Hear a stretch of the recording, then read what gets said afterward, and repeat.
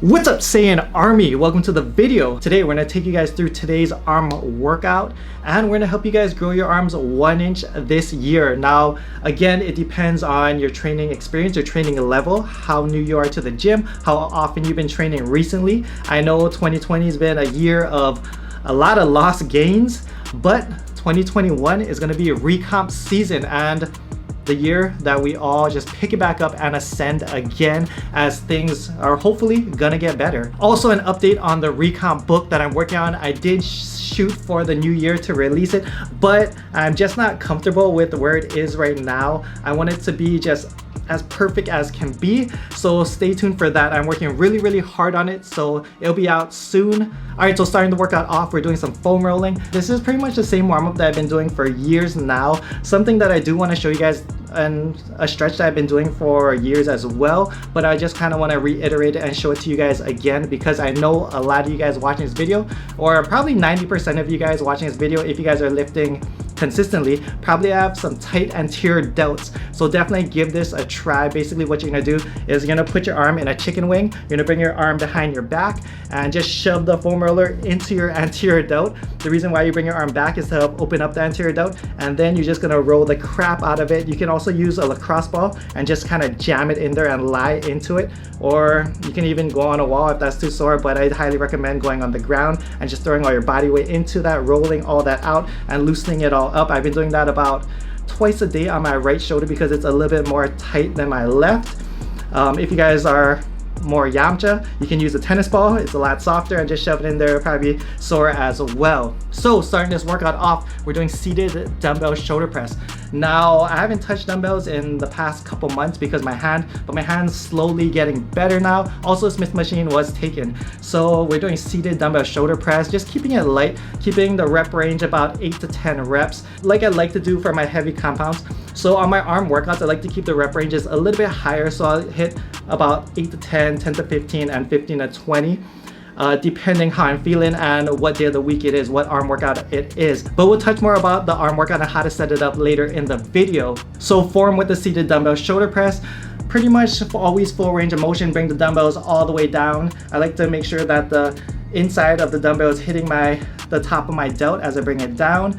For those guys that may have limited mobility, bring your elbows in. It helps you engage your triceps as well. For me, I just feel a lot better. I just like keeping my elbows out. I don't have like any issues with mobility or any soreness or pain. So if that's you, then feel free to do it that way. If you feel any tightness in your shoulders trying to bring it down, then just bring your elbows in and it'll be a lot safer. And you also engage more triceps. Next exercise I'm doing is the over 9,000 charging up curls. I don't even know what I want to name this curl yet, but it's a cable curl. So something different that I changed from the last time I showed you guys this exercise is I'm actually leaning back into the machine a little bit more. I'm turning it into a slightly like an incline curl, like an incline cable curl.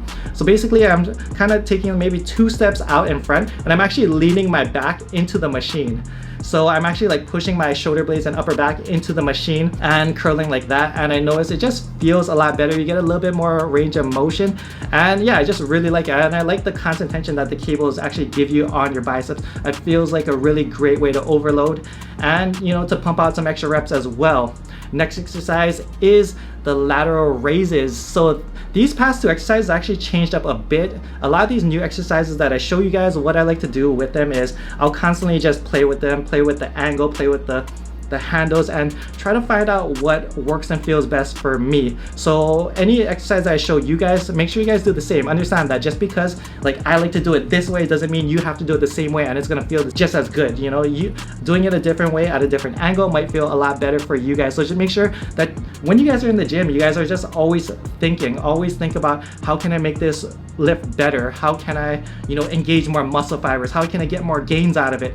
Or maybe just use a totally different exercise. What I like to do, as you guys know, is just find exercises that I like and just bang the shit out of them, get strong as hell at it, and squeeze all the gain juice out of it. So that's what I'm doing with this exercise. The change that I did is I'm bringing my wrist further down. So typically what I used to do before was I used to grab the handles just like a normal grip. and you just bring it up like a normal lateral raise. Now what I'm doing is I'm using a false grip, so I'm not wrapping my thumbs over the handles, and what I'm doing is I'm also pointing my thumbs down as I lift. As I'm pulling up, I'm pointing my thumbs down, and I notice it engages a lot more lateral delt. It burns like hell. I can't do as many reps, and it just makes exercise that much harder, and it feels that much better. So make sure you guys give that a try.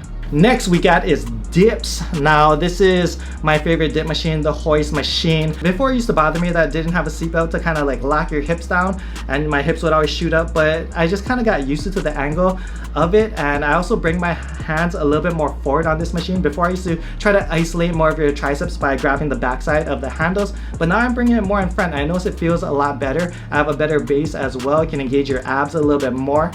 Yes, you use a little bit more chest the further forward you grip, because you're turning it to more like a normal dip where you're going to be using a little bit more chest, but that's fine with me because I still feel it in my triceps. For this exercise, because I use it as my heavy compound for triceps, we're going to keep the rep range around 8 to 10. On a little bit lighter days, I keep it around 10 to 12. Next exercise is going to be dumbbell hammer curls. Now, high rep hammer curls are my absolute favorite, like one of my favorite bicep exercises. It just feels really good when you're doing it. Feels great on your biceps. You get an amazing pump, and it's something that I've been bringing back into the workout routine. It's something that I forgot and I used to do a long time ago, but I'm bringing it back again. So these curls are just sets of 20, just repping them out.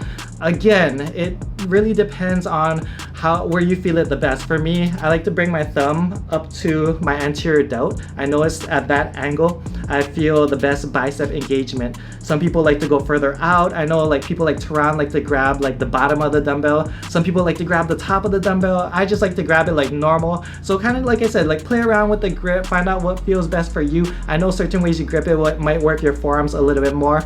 I don't do this to like hit my forearms directly, just because I have genetically pretty good forearms. Also, I used to play baseball and do lots of forearm work when I was a kid. So yes, I've developed forearms from back like when I was 10 years old. Following that, we're doing my favorite tricep superset. So tricep push down sets of 12, tricep overhead extensions sets of 12 as well. Just keeping that full range of motion. One thing that I do want to let you guys know is when you guys are doing overhead tricep extensions, I want you guys to bring it all the way back. So typically you bring it back like this, but instead I want you guys to use the weight of the rope and let it pull your elbows back out of position. When you're taught to lift, you're taught to keep your elbows in a stable position. Don't move your elbows and just keep constant tension and be perfect like that.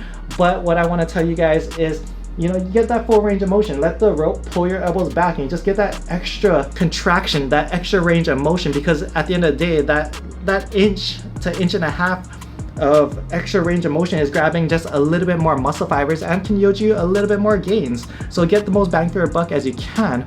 So this actually turned into a tricep this time. This is something that this is actually the first time I did this, to be honest. But we're supersetting that with face pulls. Now face pulls, there's so many ways to do that. I've been doing it where you angle it like right where the camera is and you kind of bring your thumbs up. So you're grabbing the rope and you're doing like a thumbs up sign as you drive it back. I think Athlete X does it that way. I was too lazy to move the cable stack, so I just kept it high, but it felt amazing. Like, I haven't done rear delts consistently in a while, but I should, especially if you guys have tight shoulders. Make sure you get those posterior delts incorporated. I haven't done these in a while, but the pump felt amazing. Looking at this video footage, I did lose some gains in my rear delts just because I haven't been doing them consistently, so I gotta start doing them again. Also, just for the shoulder benefits, the shoulder health benefits, like Athlete X always says, face pulls. And I'm gonna tell you guys the same thing. Do your face pulls, open up the rear delts, do the stretch that I showed you guys, and also do these. All right, and now we're to the final exercise. This is occlusion training.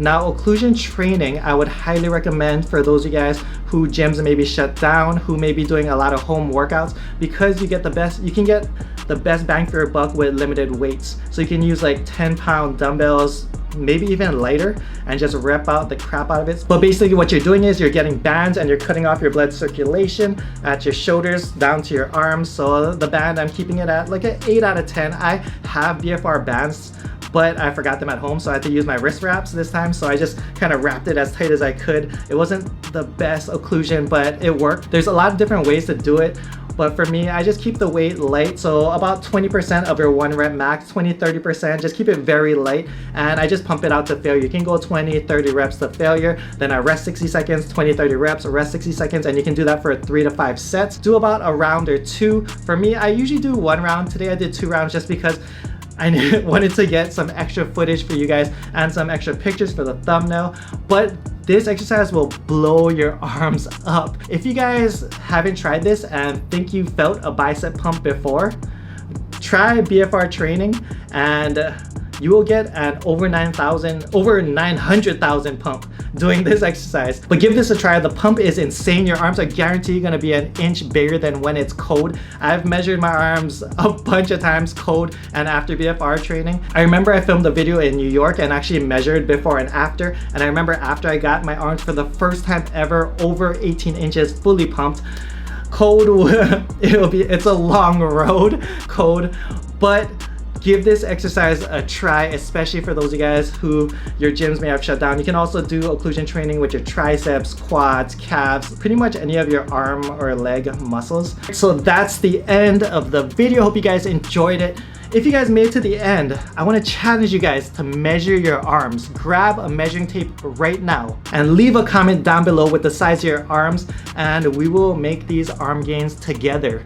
Because yeah, my arms aren't where I want them to be either. They could always be better, and that's what it's about. It's about always ascending, always getting better, never settling, and just being hungry. And that's the mindset I have going into this year, just being hungry and just going after it. Hope you guys enjoyed the video.